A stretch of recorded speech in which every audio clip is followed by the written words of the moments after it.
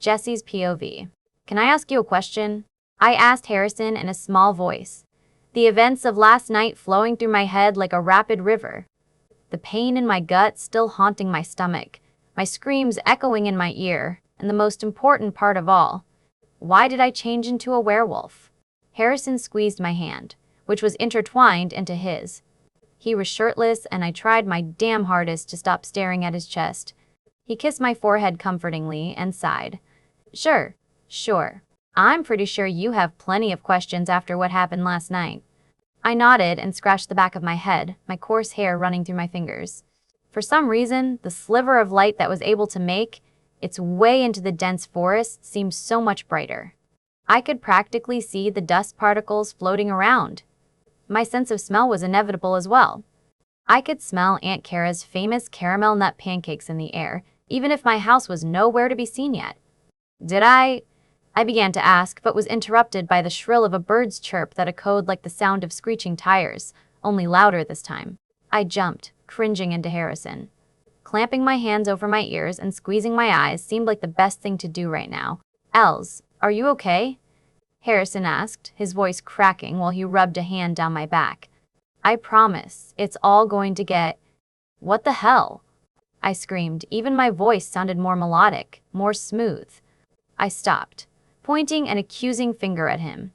Harrison Richard, what is going on with me? He raised his hands up in the air and scoffed. Richard isn't my middle name. I don't even have a middle name. Stop changing the subject and tell me what the hell is going on with me, I said, crossing my arms above my chest. Harrison sighed once more, running his hands through his messy hair. Look, okay, it's not my place to tell you what's going on. It really is not. But what I'll you is that your mom is hiding things from you that you have the right to know. Are you going to tell me what is going on, or no? Yeah, I said, seething. It was to the point that I grinded my teeth together. That was the line. It was a mere sign that I was pissed off and nobody liked to be near me at my breaking point. Can you just wait, babe? Harrison pleaded, grabbing my elbow.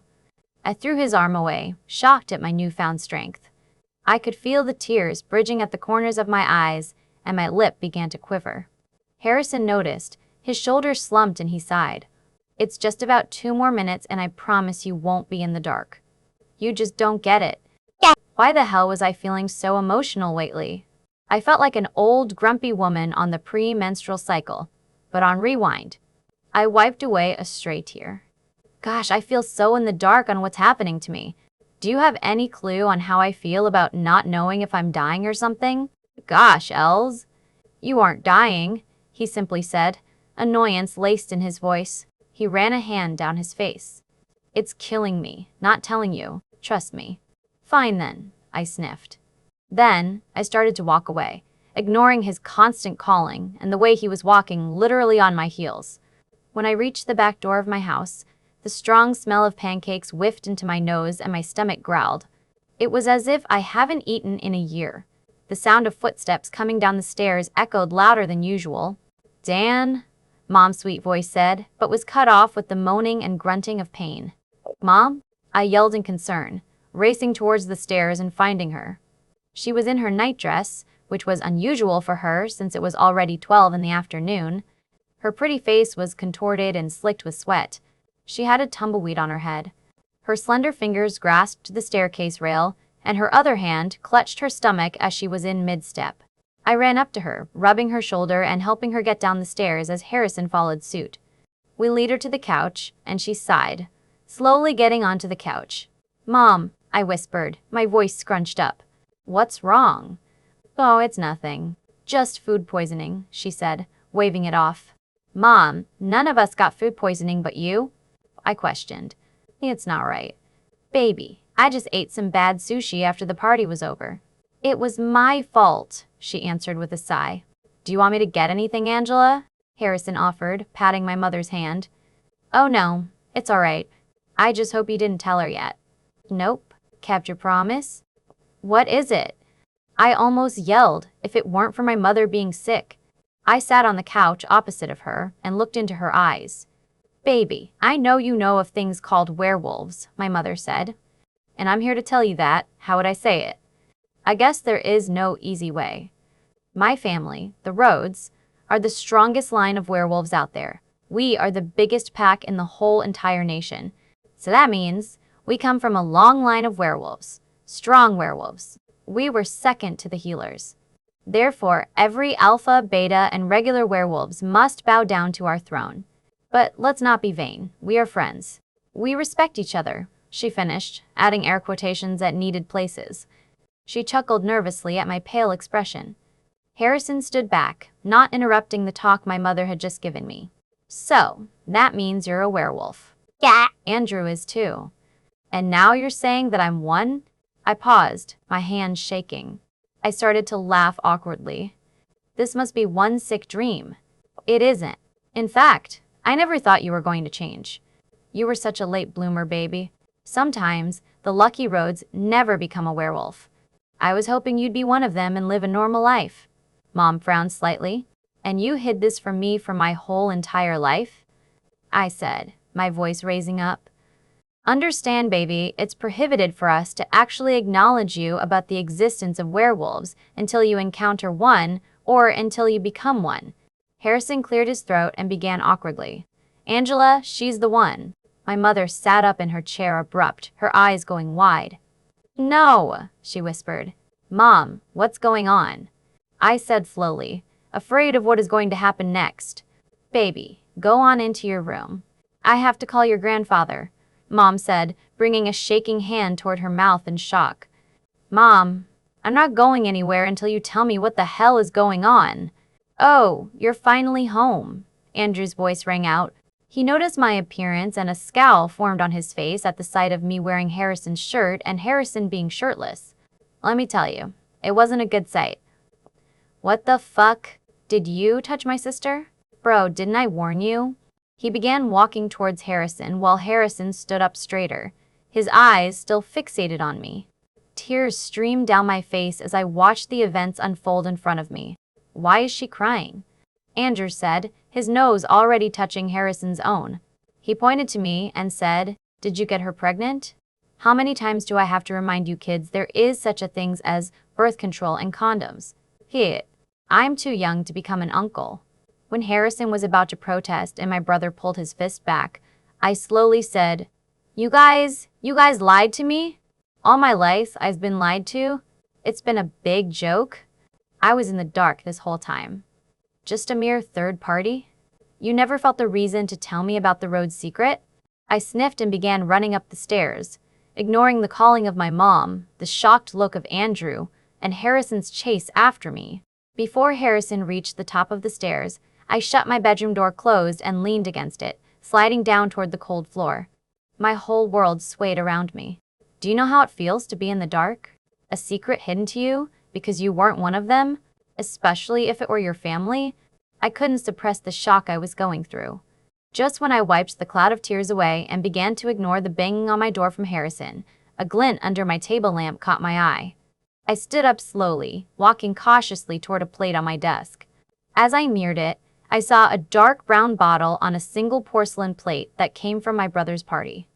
And written on the plate in dark red ink that was recognizable and a hazard from 10,000 miles away was, See how easy it was to get to your loved ones? Careful what you eat, darling. You're just lucky your mom's a werewolf and can handle the poison put in her food. TSB. And that was my breaking point. With a grunt, I grabbed the plate and threw it across my room with strength I never knew I had.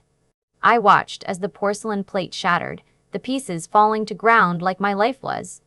All of a sudden, I heard the breaking of my locked handle, Harrison's figure appearing at the frame of my door. He stood for a second, taking in his bearings. Then, his eyes met mine. It was full of despair and worry. He was scared that something happened to me. I felt the tears rolling down my cheek while my stomach churned with disgust and fear. But what I couldn't decipher was the newfound courage I had. The bravery I had before wasn't as effective as it is now. I guess it was a wolf thing. I stood still, my hands in fists at my side. My teeth were clenched, and once again, a small growl escaped. I could feel my vision getting blurry, to a higher contrast, then back to normal again. Els? Harrison asked with caution, taking few small steps towards me. Why did you just throw the plate? I said nothing, just watched as he neared me. And when he had enough of his cautious approach, he took 3 long strides and threw his arms around my small body. I put my face in the crook of his neck, breathing in my mate's scent. Like what I wanted, I found comfort. Because he was not wearing a shirt yet, I felt his muscles through the white thin material of Harrison's shirt that I wore. What is happening? I asked, my voice cracking. Look, I promise that I will tell you everything, and you will promise to tell me everything once you take a bath, okay? He said sincerely. He leaned his forehead against mine, boring his green eyes into my own. Please, for me, he said through our link. Groaned. Can't you just tell me first? Showers can wait later. Nope, he said, flicking my nose. He pulled away from me, scrunching his nose up. Besides, you stink. I smiled and let out my extraordinary laugh. I could not believe that he could make a joke after everything that happened today, and it was only morning. Harrison joined in my laugh and kissed my temple. You know, you're such an idiot sometimes, I replied. And you're an idiot all the time. I scoffed and punched his abs light, afraid of the strength that I have been given. You're mean. And go put a shirt, before you kill my eyesight. What? This? Harrison said and gestured to his body. This is sexy. I snorted and rolled my eyes. Fane. If you haven't noticed, I don't find you attractive. Harrison's eyes became challenging and narrowed. I gulped as he took a step closer to me this time, his heat radiating onto my body. He slipped his hands around my waist and rubbed his hands up and down in circular motions before resting them at the small of my back. He pulled me into him until his muscles pressed against my body. Keep in mind, I was wearing nothing but this shirt. I mean, literally nothing but the shirt. He bent his head down and pressed his lips lightly at the dip in between my collarbone, making me shiver. Goosebumps made their way onto my skin. He left a hot trail of light kisses until he met the crescent moon mark, the mark he made, and that is when I thought my knees would go weak. I moaned softly, leaning my head for him to gain better access. I felt his lips stretch into a smile before he kissed it again, making me moan louder this time. His nose trailed at my neck until his lips reached my ear. He whispered, Babe, I think you're sexy, especially in what you're wearing. It's only fair if I made you believe I'm attractive too. Then he laughed as I slapped his shoulder, going red all over. You are the worst boyfriend ever, I said, stalking off to the bathroom and lowering my head in embarrassment. So, tell me first, why you threw the plate? Harrison asked, stroking my hair. We were cuddling, I guess you could put it, on my bed after we both had taken separate showers. We were fully dressed appropriately, thank God. I was lucky to find some of the clothes my brother doesn't use for Harrison to wear, instead of him going back and forth. I sighed, looking at the now clean floor. Thanks to Aunt Kara. She hasn't bothered me today yet because she knew I was in a bad mood. However, she did give me a lecture. Your mama's only doing what's best for you, and God only knows how rude you were to your mama, she said in her southern accent. I played with Harrison's fingers before finally answering. The darkness angel decided to make a visit. I felt him tense up, his fingers frozen in my hair. What? He began to raise his voice. He began to get up, but I pushed him back down, tired of arguing for once. Harrison, calm down, please. No! I will not. Jesse, he's been in your room for the 2nd time now. What if he decided to come in your sleep and… Harrison, I'm fine.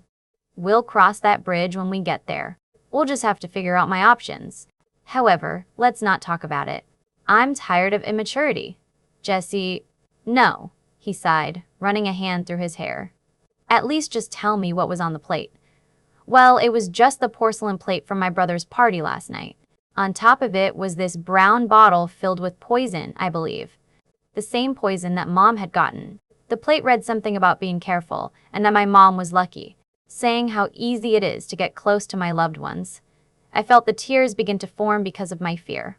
That explains the wolf's bane, Harrison said with conclusion, rubbing my arm to comfort me.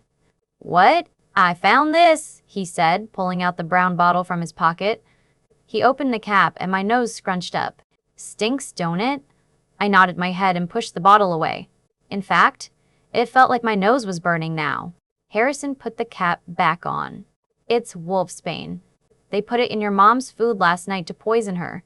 Wolfsbane is a werewolf's weakness, like kryptonite, to Superman.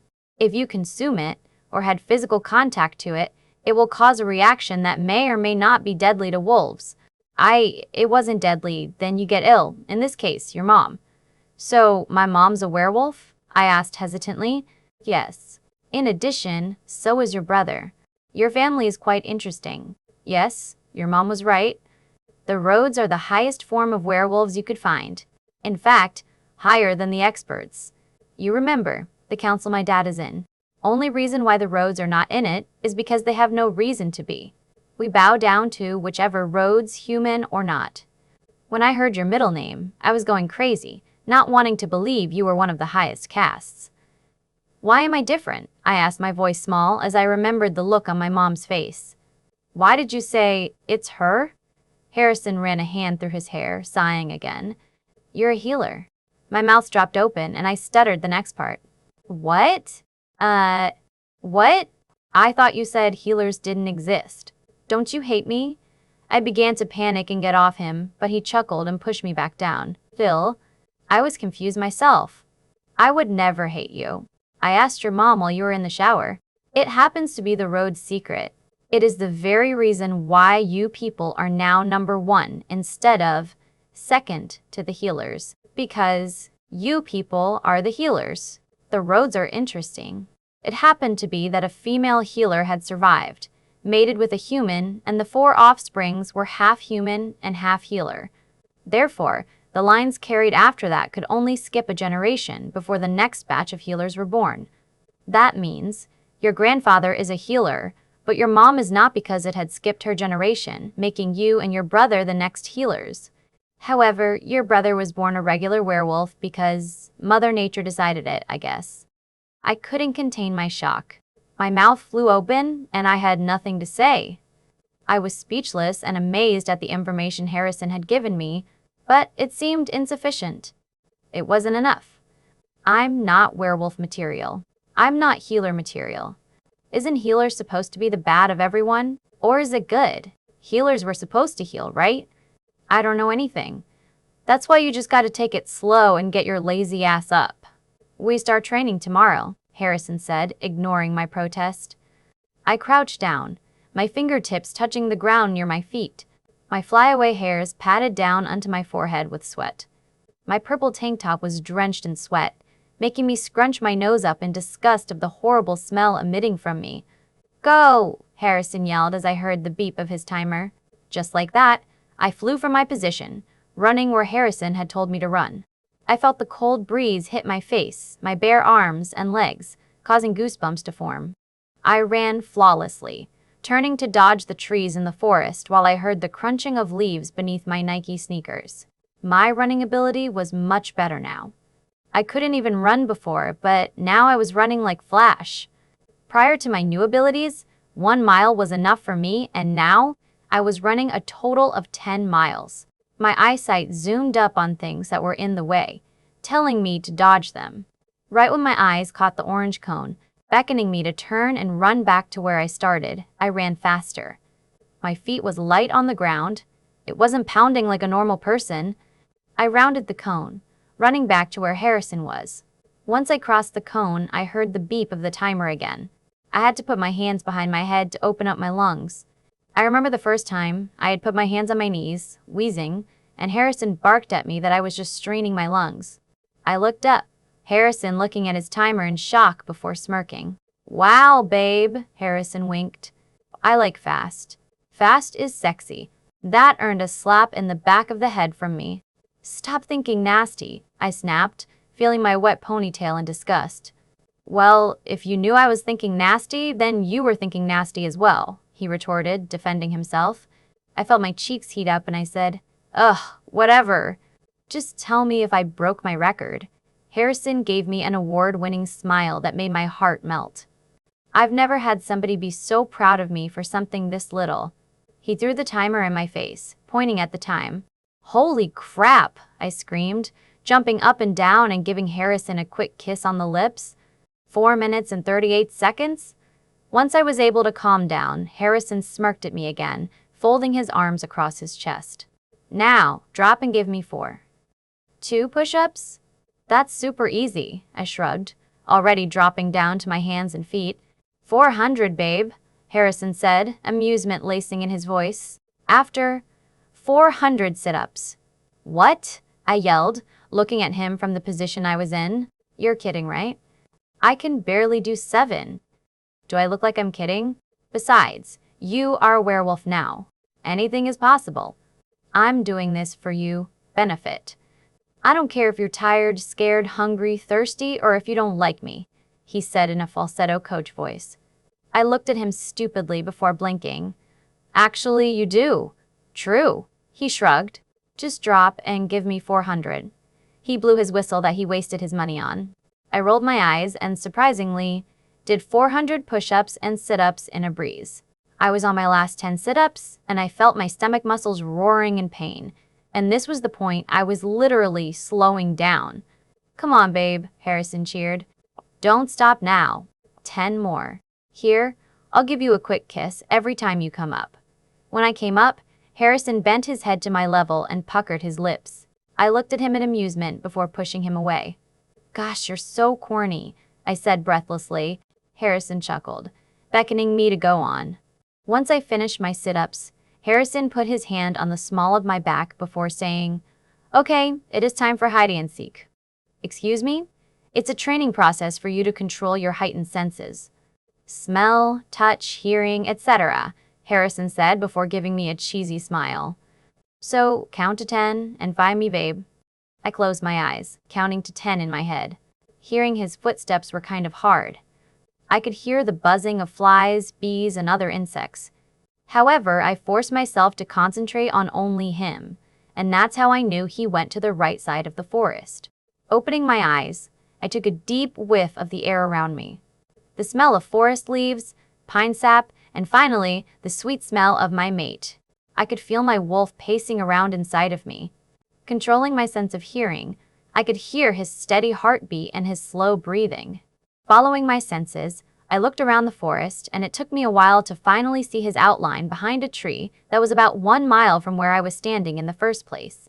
Bringing myself to a silent jog, I crouched behind several bushes before deciding I was close enough. His back was facing me and he was leaning against the tree, very oblivious that I was there. I jumped out, putting my arms around his waist. Tag, you're it.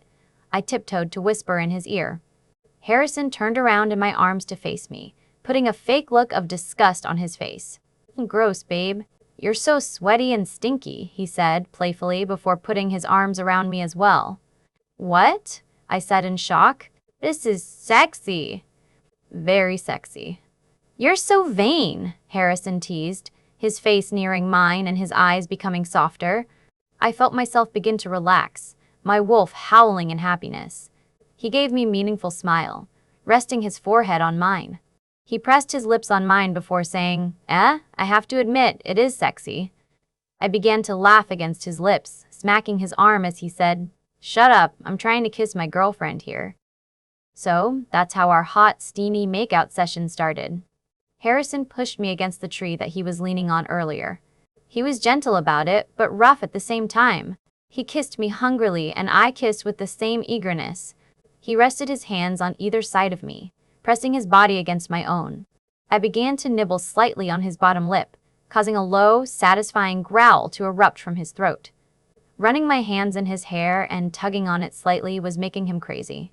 I would have lied if I said he wasn't making me go crazy too. He licked my bottom lip, asking for entrance, and I happily obliged. A moan escaped my mouth, causing Harrison to smile against my lips.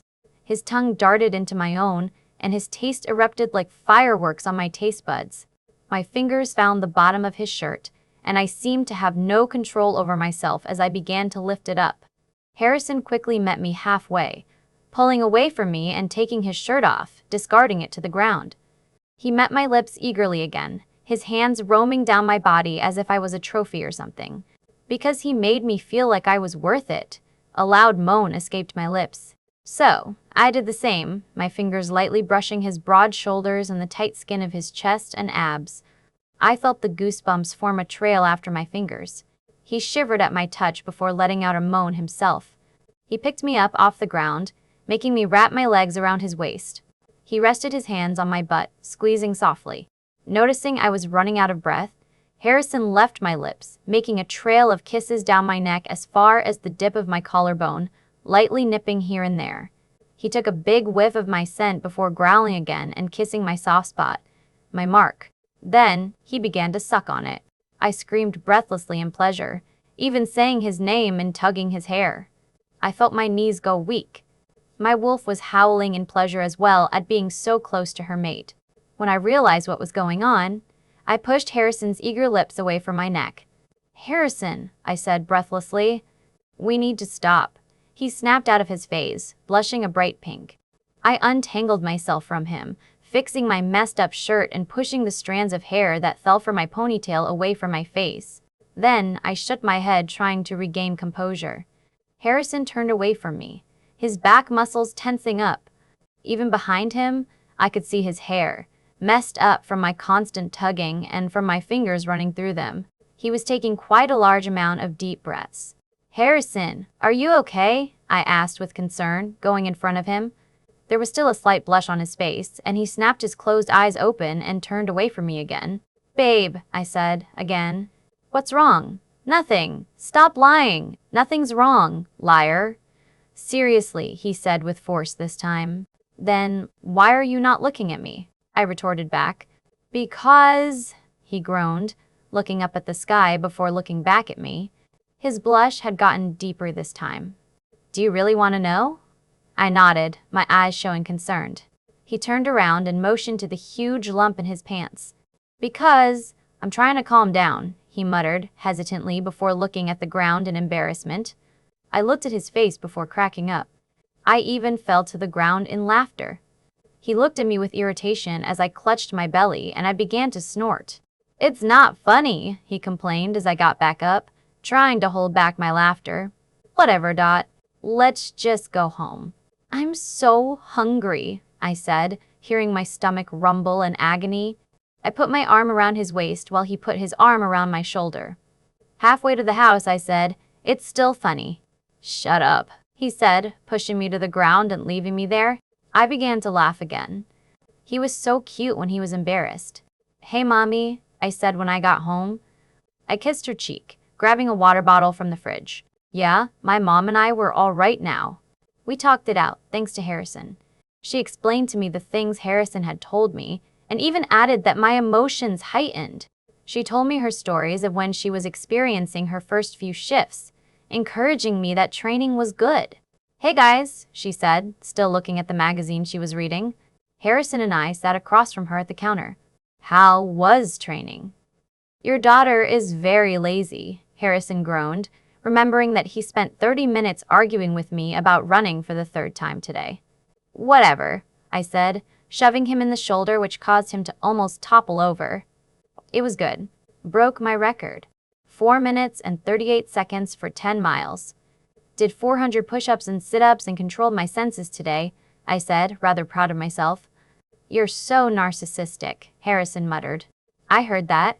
My mom laughed, looking up at me with a big smile. "That's good, honey. Getting better?" And her eyes dropped on a spot on my neck.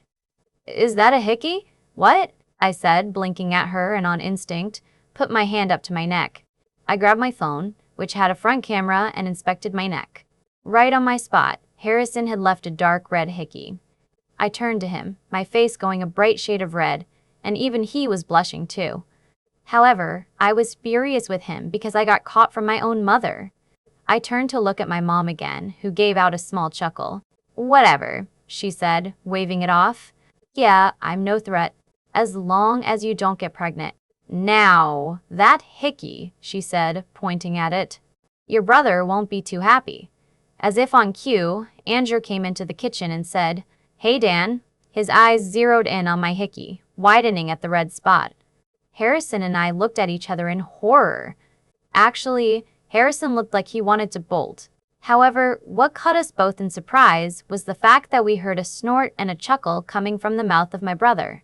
"Dude, I give you props on that one," Andrew said, pounding Harrison's fist. "You're not bad, man. You are not bad." When I gave Amanda a hickey bro, it did not look like that. Even when my eyes widened and I clamped my ears shut. Ew, yo. Shut up, Andrew laughed and said, now you know how I feel. You two gross me out. Tonight was my first official date with Harrison White. It's kind of hard to believe that this would be only our first date, considering that we've been together for 4 months now. However, he decided to ask me, as corny as it sounds, on a first date for our 4th month as an official couple. Hey babe, Harrison said while we walked out of George class together, slinging his arm across my shoulder.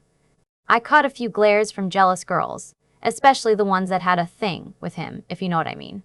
They were the ones who specifically told me that me and Harrison's relationship would last only 3 hours? Now, they scratch their heads in frustration, wondering why we've been together so long. I remember when Faye asked me if I put a spell on him or something, trying to spread the rumor that I'm a witch of some sort. Only if she knew the world of werewolves. What do you want, Dot? I said monotonously, trying to flip my binder into my school bag. Harrison decided to purposely trip on my ankle, catching himself before he actually fell and embarrassed himself. I looked at him, confusion clear in my eyes. I blinked a couple of times before his cheeks tinted a dark red and his lips stretched into a smile. Am I, miss? I began to say. You got me falling for you, he interrupted with a lame pickup line. So, will you go on a date with me? I couldn't help but laugh. You know the type where you laugh so hard that nothing comes out until the end? Well, that was me. Tears streamed down my face and I clutched my stomach because it started to hurt from laughing so much. I stood up straight when Harrison crossed his arms over his chest and pouted, feigning hurt. It's not funny, he said. If possible, his cheeks became a deeper shade of red. Sorry, I said sincerely, a smile forming on my face. I wrapped my arms around his waist and looked up at him. Are you serious? He nodded, averting eye contact. I went on my tiptoes and kissed his cheeks. I'd love to, I whispered in his ears. And that was the story on how he asked me on a date. It was cute that I was able to make him shy and vulnerable. It made me feel special. Like, the only girl that was able to have so much effect on him. I would be lying if he had no affect on me as well.